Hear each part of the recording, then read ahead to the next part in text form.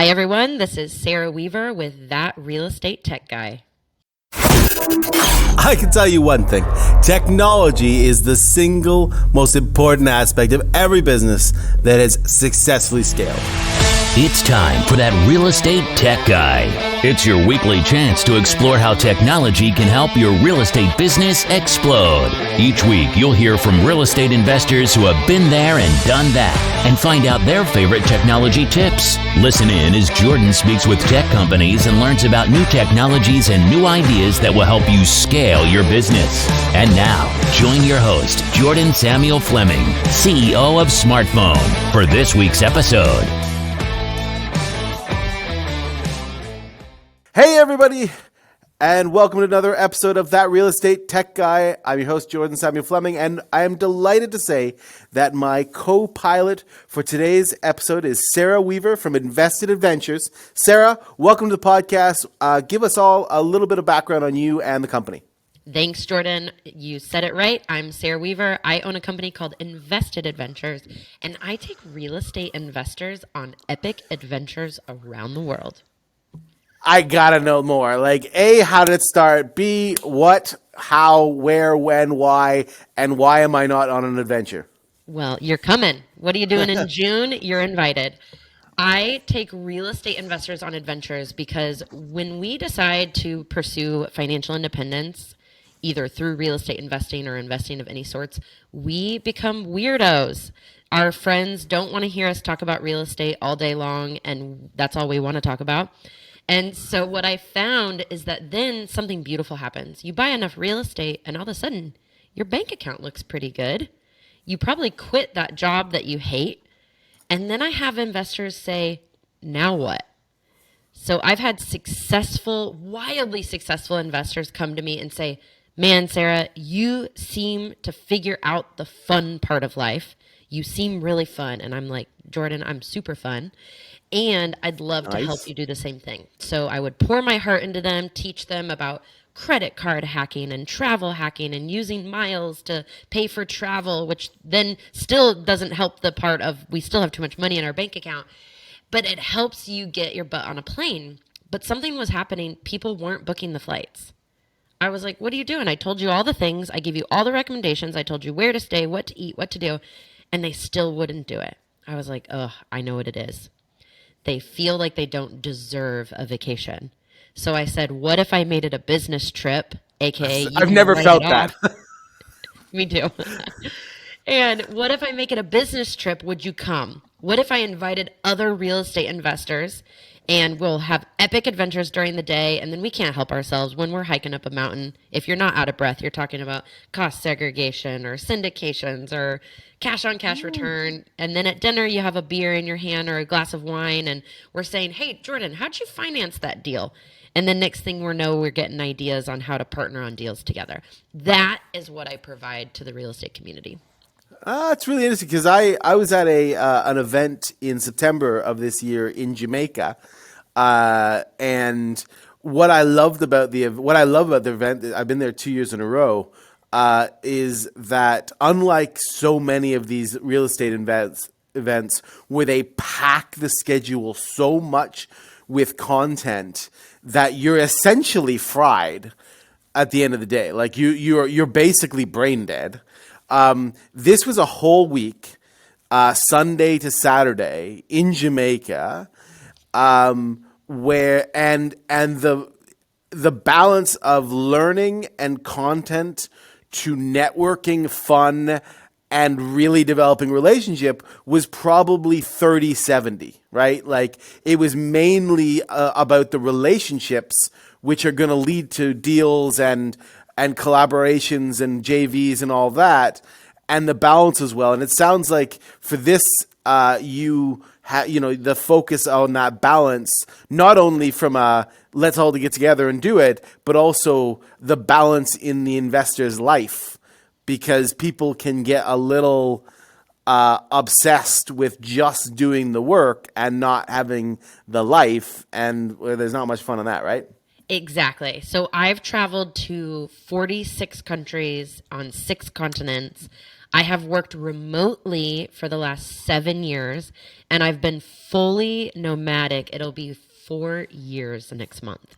And so I know a thing or two about travel and work-life balance and adventure. And that's exactly what I'm bringing with these trips, is an opportunity to do exactly what you described for Jamaica. Is it's 70, it might even be closer to 80% fun, my trips.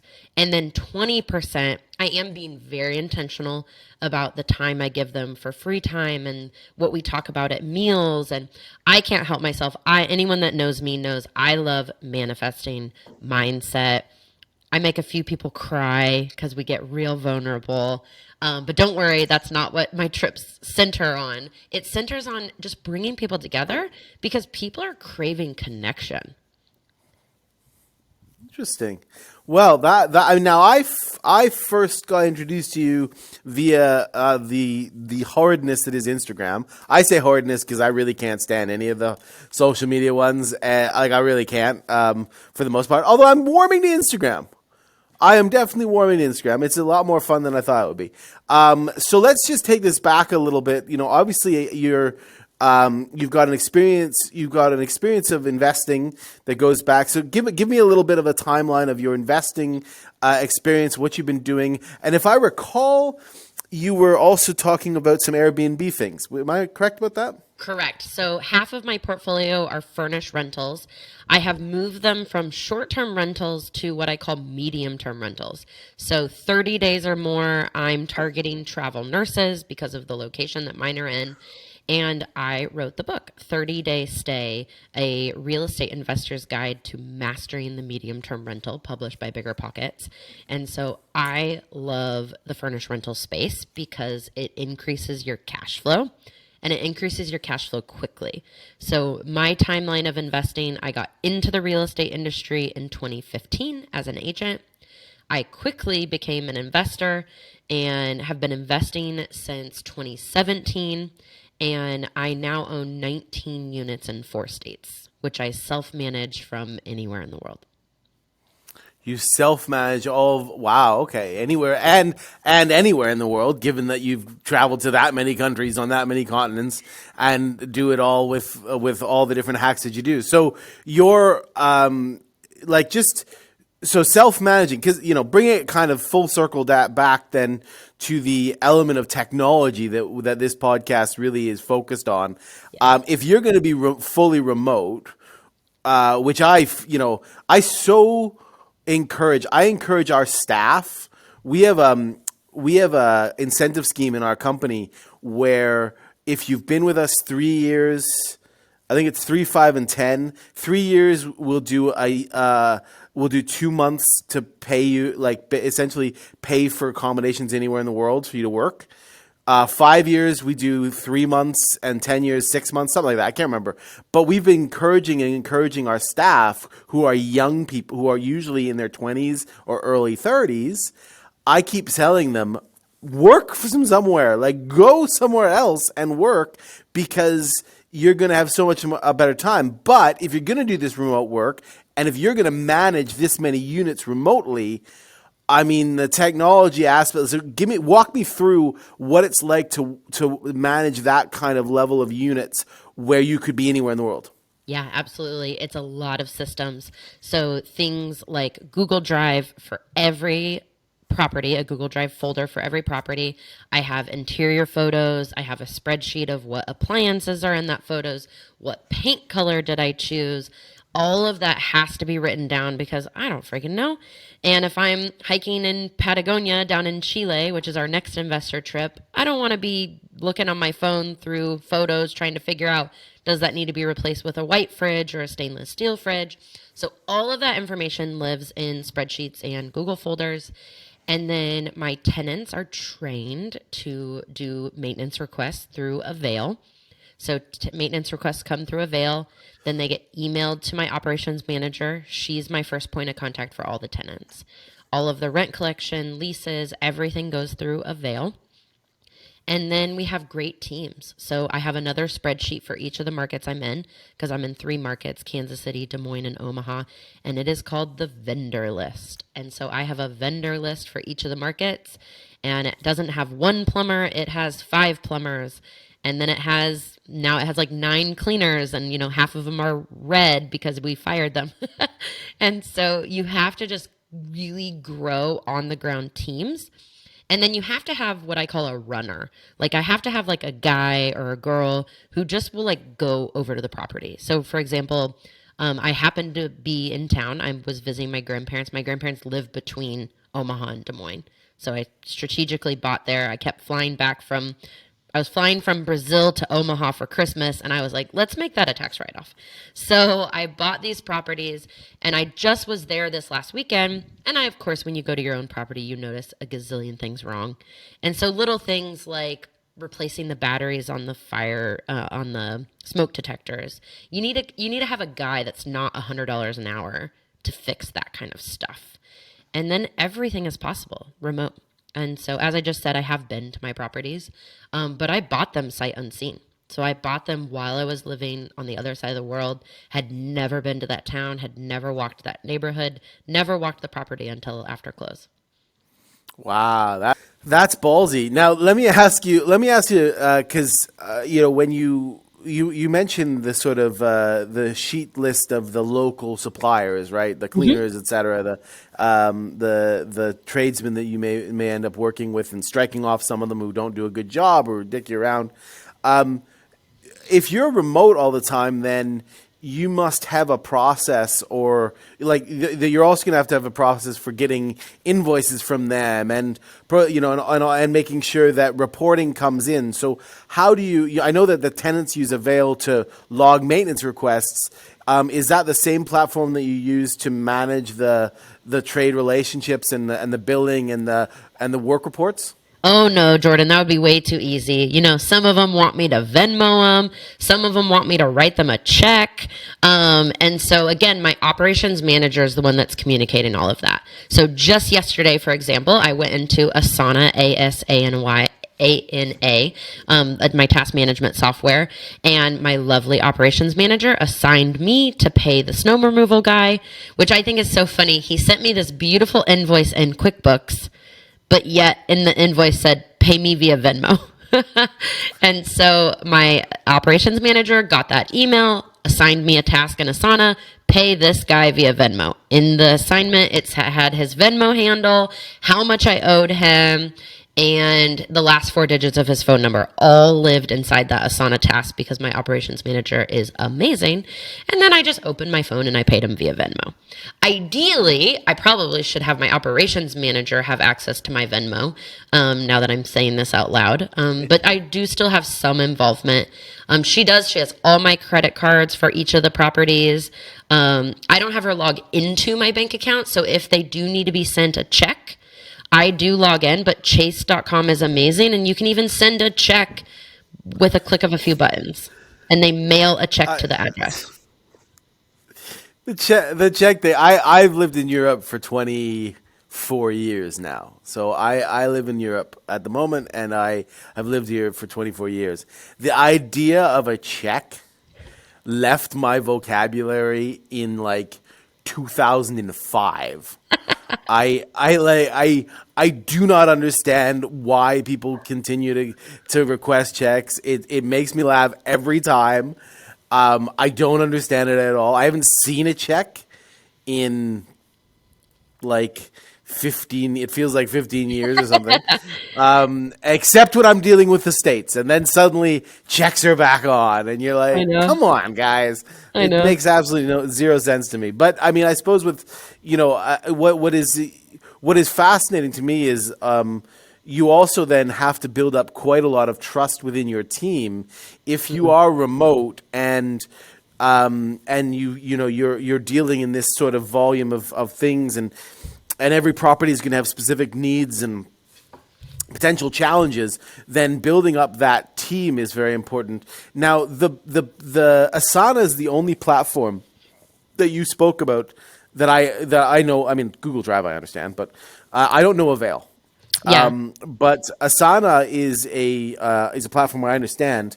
And does that give using something like Asana? Is that really going to give you the transparency and visibility across many teams? Like what are the key things aside from just being tasks that matter the most to you?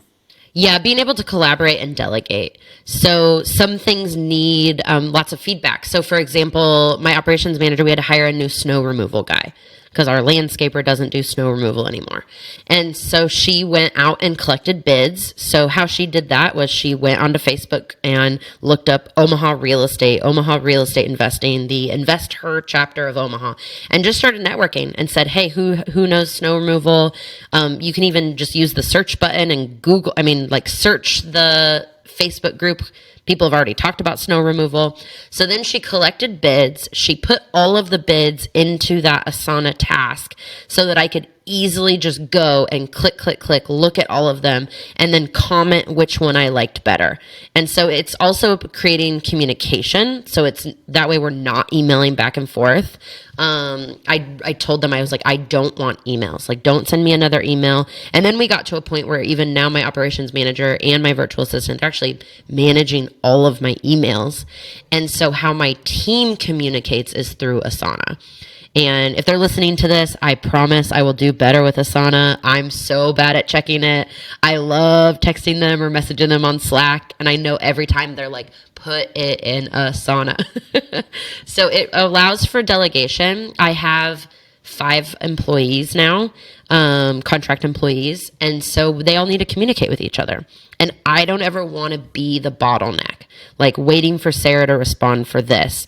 They can just easily ping me and I can go in and answer a question or make a decision if they can't make a decision. Sure. Now, I would assume that a lot of people who, that may be listening to this, the attraction of remote is probably relatively high. Yes. The fear of remote is probably relatively high because I don't think a lot of people are necessarily, particularly when you're holding properties, right? Remote wholesaling and things like that. Yeah. There's very little risks involved with that. Remote holding, whether you're buying it sight unseen or you just need to schedule maintenance and get like a kitchen redone or whatever, I think probably scares people a lot. So what like when you teach people, when you talk to people, when you try and kind of introduce them to this way of working, what are the main fears people have and how do you sort of tend to address them? People are always afraid of buying a bad deal. And I respond cheekily and say, well, then don't buy a bad deal. And so when I do an inspection, I'm having my investor-friendly agent attend the inspection, my general contractor attend the inspection, obviously the licensed inspector, and a property manager who I then will not hire because I'm self-managing. So often I pay him or her for their time. And so those 4 people are walking through the property and I ask for photos and videos. I love videos, especially for my contractor, because then you're catching all of their comments. They're like, oh, what's that? Oh, okay, I'm not worried about that. Oh, what is this? And they're commenting on everything. And then I'm watching all of those videos. And that takes time. I think that's what people want, like lazy answer. They're like, oh yeah, look at this photo and then you're good. No, I watch all the videos. I comment on everything. I'm calling the contractor, calling the property manager. But you know what? It's so much better than getting on a plane and renting a car and driving through Des Moines in December. Like doing all of this remotely is so much better. And then eventually there just has to be a mindset shift where yes, it would be easier is maybe a word people like to use if I was there, but it's not better. Like me walking the property, I don't know as much about properties as my property manager, my GC, and my agent and an inspector. So what's the point of me even being there? I'm just another body in the way. And so I find it to be way more efficient to be an out-of-state investor when it comes to some things. And then other things like having your contractor go do work, and then if you don't trust them enough, then you have to pay someone else to go check their work. That's not efficient. But again, it's better than me stopping my lifestyle Or on the flip side, just not investing in real estate. And that's what I think a lot of people do, is they just don't buy real estate at all because they're so nervous about long distance investing. That's not a better alternative to this. I totally understand that, and the truth, what your point of, am I an expert on joists and plumbing? No. So all I'm going to do is look at my contractor, and when he goes or she goes, no, you're going to go, okay. The truth of the matter is they're the experts and you're the money. Yes. And I guess that is a real mindset shift that potentially people aren't necessarily always willing to make. And that must be where the fear and where, overcoming the fear, once you probably do it once, you're good to go because you've learned to swim. Exactly. Interesting. Right, I'm going to take you right now into That Real Estate Tech Guy Fast 5. These are Fast 5 questions that I ask everybody who comes on the podcast. Fast 5 questions, Fast 5 answers, if you could. So, question number 1. What technology, because we are a technology podcast, for tech, what technology product has had the biggest impact on your business? We've talked about Asana at length, and so I will also mention Slack. Slack, in order to communicate seamlessly with your team. Seamless with my team, as well as the networking piece. Like if you join a good mastermind or mentorship nowadays, you're going to get access to a Slack channel. I love being able to type in a word like Baton Rouge and then be like, oh, Jimmy invests there. Now I'm going to ask Jimmy what agent he uses. And then bam, like information has never been more accessible. And then when you start getting into Slack channels with people that you admire, it's a game changer. Yeah. Interesting. What's the biggest mistake you've made with technology in your business? Just not following my amazing team systems. Like I'm telling them they're amazing. Like Asana? Yeah, they're amazing with Asana. And then I mess it up by texting them or doing something they told me not to. So just like follow the detail-oriented person on your team. So what is your best advice if someone wants to get into this remote, the sort of remote management, remote purchasing? What's your best advice on how to integrate technology into their approach? Don't be afraid to use it. So, and like people are constantly asking me like, oh, should I use ClickUp or Asana or Trello or Monday? I'm like, just freaking pick one. Like you're wasting so much time and energy like Googling the best, and the best one is whatever one you're going to actually use. So just do it. And people use it as well. They use that decision process as an excuse not to move forward. It's just procrastinating. It's 100% I'm going to go review these 8 CRMs. Like, all right, well, okay. I'm not sure it really needs it. But no, I understand that. So what's one thing you wish you'd known when you first started down this journey? That partnering and using other people's money was going to be my ticket to scaling faster. Excellent. And if someone was just starting out, now this is going to be a hard one for you, I think, mainly because I think we've already touched on most of them. But if someone just started out in this, what are 3 bits of technology that you'd actually recommend that they spend their hard-earned money on? Google Voice. Actually, it's free, but get away from having like an actual cell phone number. Your team should have access to a number. So absolutely Google Voice. And then a CRM. Even if you just start with a cheap version like MailChimp or ConvertKit, but start collecting emails. Even if you have no desire to be a wholesaler or a capital raiser, just start adding emails to a database. You never know when you're going to need them. And one more? Books. Just read every book that you can. Like, don't be cheap. Buy all the books. Actually read them. Don't buy them and put them on your shelf. But that's like the cheapest way to educate yourself. And all of the answers are there. Like, there's a fantastic book on estimating renovation costs. There's a book on BRRRR. There's a book on medium-term rentals. Buy all the books and actually read them.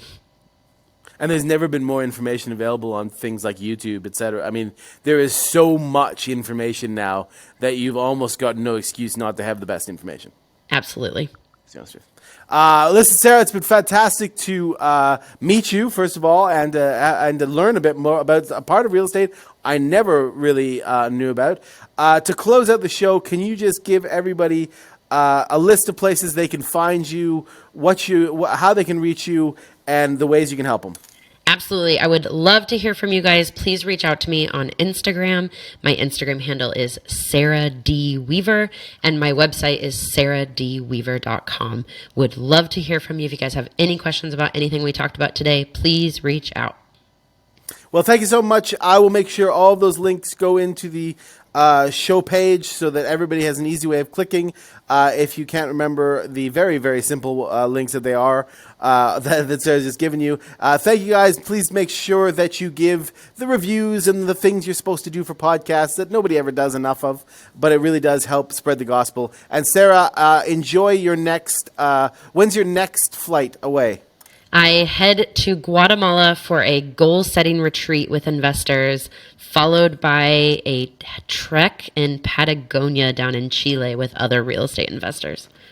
Fantastic. Well, if you're listening to this and you want to be a part of that, make sure you're checking out Sarah's socials and website, because that sounds pretty awesome. Sarah, thank you so much for joining us on the podcast. Thank you, Jordan. Thanks for listening to another amazing episode of That Real Estate Tech Guy. Head over to thatrealestatetechguy.com to check out all episodes and get special discounts on tons of awesome real estate technology platforms.